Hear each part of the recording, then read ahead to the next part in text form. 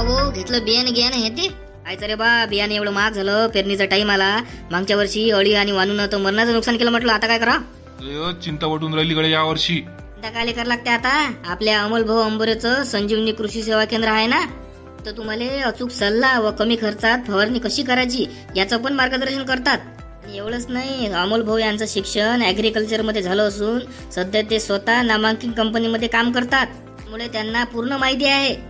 मग तर 100% रिझल्टची गॅरंटी आहे रे बा. मग नाही तर काय पत्ता सांगून द्या ना संजीवनी कृषी केंद्र कुठं आहे तो. संजीवनी कृषी केंद्र मेन रोड निपाणा तालुका खामगाव जिल्हा बुलढाणा.